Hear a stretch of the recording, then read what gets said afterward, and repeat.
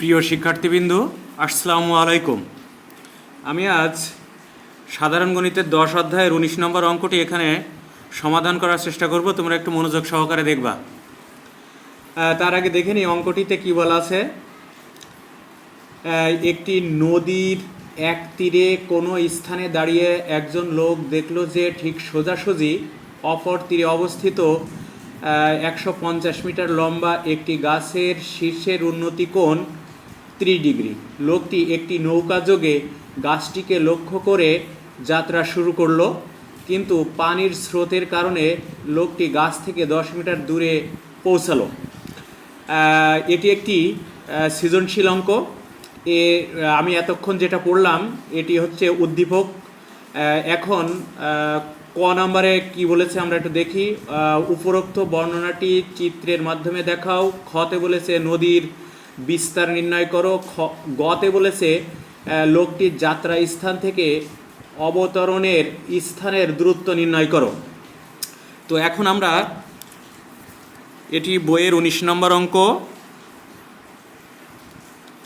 19 আমরা উদ্দীপকের বর্ণনার আলোকে আমি একটি ছবি এখানে আঁকাবো। মনে করি এ বি সেই 150 মিটার গাছটি 150 মিটার আর নদীর এক পাড়ে আছে। এখন নদীর বিস্তার আমি মনে করে নিই বিসি। গাছের শীর্ষের উন্নতি কোণ অর্থাৎ সি বিন্দুতে কোণটি হবে এখানে হবে 30 ডিগ্রি।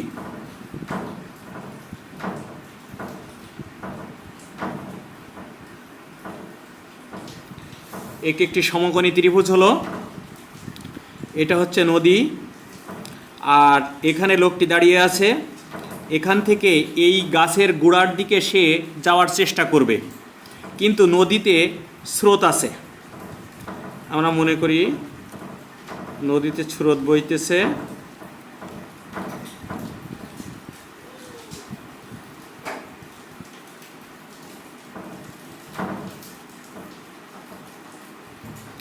এখন সে সি বিন্দুতে দাঁড়িয়েছিল।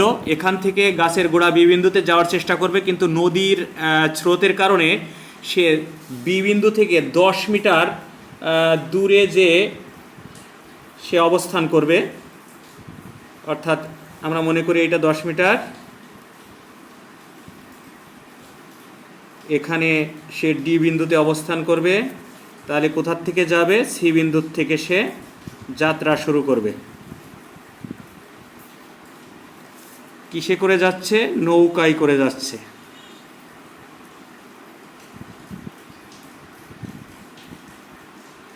নৌকায় করে সে যাত্রা শুরু করল।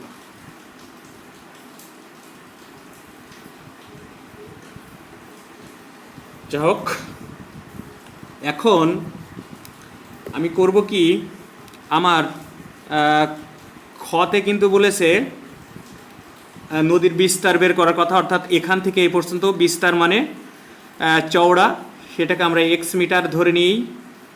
আর গন্তব্যস্থল থেকে সে গোড়ার দিকে অর্থাৎ বি বিন্দুতে যাওয়ার চেষ্টা করছিল, কিন্তু সে বি বিন্দু থেকে 10 মিটার দূরে অর্থাৎ ডি বিন্দুতে যে পৌঁছেছে। অর্থাৎ গ নাম্বারে বলেছে লোকটির যাত্রা স্থান থেকে অর্থাৎ এখান থেকে তার সে যে জায়গায় পৌঁছাইছে তার দূরত্ব, অর্থাৎ এটাকে আমরা ওয়াই ধরে নেব, ওয়াই মিটার। এটাও আমাদের বের করতে হবে। অর্থাৎ খতে এটা বের করতে হবে, গতে খতে এক্সের মান বের করতে হবে, গতে ওয়াই মান বের করতে হবে, আর কতে হচ্ছে এই চিত্রটির বর্ণনা দিতে হবে। এখন আমরা উদ্দীপকের আলোকে চিত্রটি আঁকিয়ে নিলাম। এখন আমরা এখানে বর্ণনা লিখব। অর্থাৎ ক নাম্বার অঙ্কটি শুরু করব।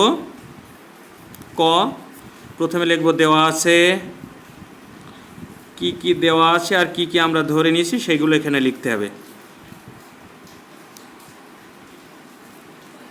দেওয়া আছে গাছের উচ্চতা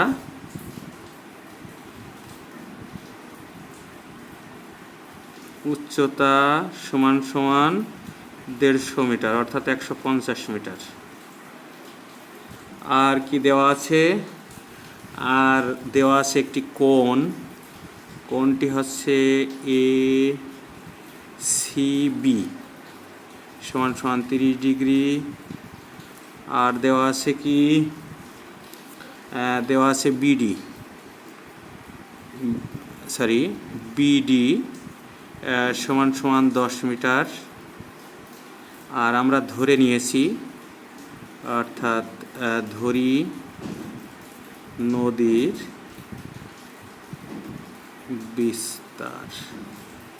বিস্তার মানে চওড়া, সেটা হচ্ছে BC সমান সমান X মিটার। এটা আমরা ধরে নিয়েছি। আর আমরা কি ধরে নিয়েছি? আর হচ্ছে CD সমান সমান Y মিটার। এই X আর Y এর মান আমাদের খতে আর গতে বের করতে হবে। তাহলে ক আমাদের শেষ হয়ে গেল। ক এই পর্যন্তই যথেষ্ট। এখন আমরা খ নাম্বারটা করব। এখানে খ লিখব।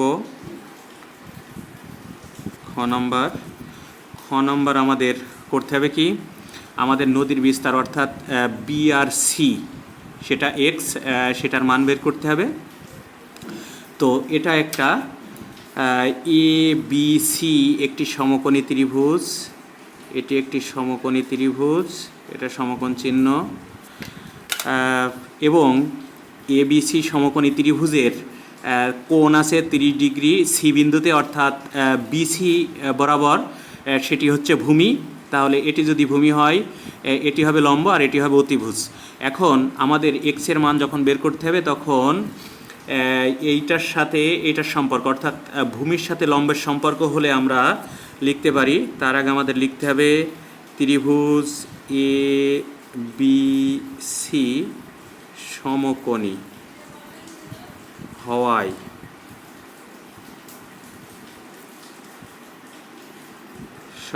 হওয়ায় অতএব আমাদের লম্ব আর ভূমির সাথে সম্পর্ক হলে ট্যান হয়। আমরা জানি কোণ হচ্ছে ACB সমান সমান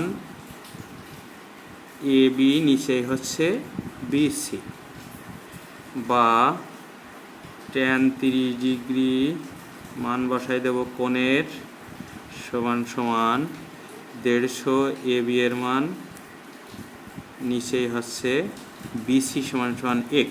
আমাদের X এর মান বের করতে হবে। ট্যান 30 ডিগ্রি সমান সমান 1/√3, এটাও আমাদের জানতে হবে। আর এখানে 150 নিচে হচ্ছে X, বা X এর মান বের করতে গেলে Xটাকে বাদ দিকে রাখতে হবে। এখানে 150 × √3। এটা যদি আমি একবারে ক্যালকুলেটরে করে দিই, তাহলে আমাদের উত্তর আসবে, অতএব X এর মান আসবে সমান সমান 259.808 এত মিটার প্রায়। এটা হবে খ এর অ্যান্সার। এইবার গ নম্বর অঙ্কটি আমাদের করতে হবে। গ নম্বর অঙ্কটি করতে গেলে আমাদের কি করতে হবে? গ লিখতে হবে খ হতে পাই, খ হতে পাই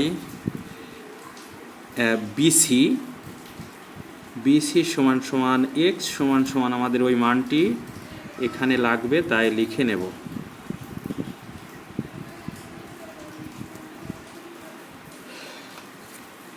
এখন কি করব? এখন আমাদের এখানে চিত্রের দিকে আবার একটু খেয়াল করতে হবে। সেটি হচ্ছে আমাদের CD এর মান বের করতে বলেছে।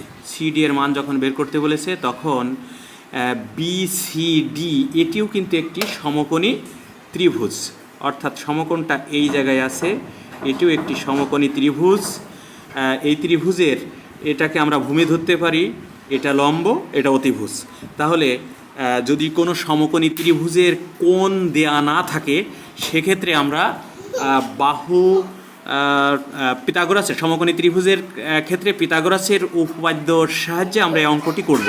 এখানে যেহেতু এই সমকোণী ত্রিভুজের ভিতরে কোথাও কোণ দেয়া নাই সমকোণ ছাড়া, তাহলে আমরা পিথাগোরাসের উপপাদ্য অনুসারে বা সূত্র অনুসারে আমরা এটা করব। ক্ষেত্রে আমরা কি করব, লিখব বি সি ডি, এটা একটি ত্রিভুজ, তাহলে ত্রিভুজ বি সি ডি সমকোণী হওয়ায় পিথাগোরাসের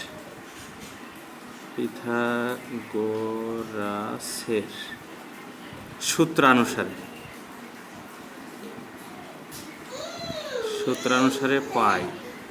পিথাগোরাসের সূত্র তো আমরা জানি, তোমরা একটু খেয়াল করবা।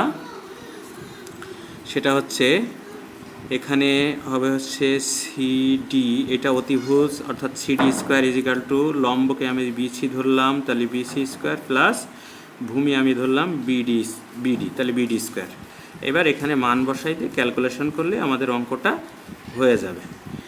বিসি এর মান কত, বিসি এর মান অর্থাৎ এক্স 259.808, তার স্কোয়ার প্লাস এখানে হচ্ছে 10 তার স্কোয়ার, বা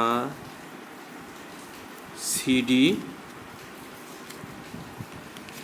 আমাদের সিডি এর মান বসাতে হবে, সিডি এর মান বের করতে হবে। এখানে এটার স্কোয়ার করলে হয় আমাদের 6,700.197 প্লাস 10কে স্কোয়ার করলে হয় 100, এটার স্কোয়ার হবে, বা সিডি সমান সমান এটা যোগ করলে হয় আমাদের 0.9, এটার বাদ দিকের স্কোয়ার ডান দিকে গেলে রুট হয়ে যায়, আমরা একবারে করে দিতে পারি। অতএব সিডি ইজিক্যাল টু আমরা একবারে মানটা বসাই দিতে পারি, রুট করলে যা হয় সেটা হবে 260 এত মিটার। এটি হবে গয়ের অ্যান্সার। তাহলে এই অঙ্কটি তোমাদের বাসার কাজ থাকবে।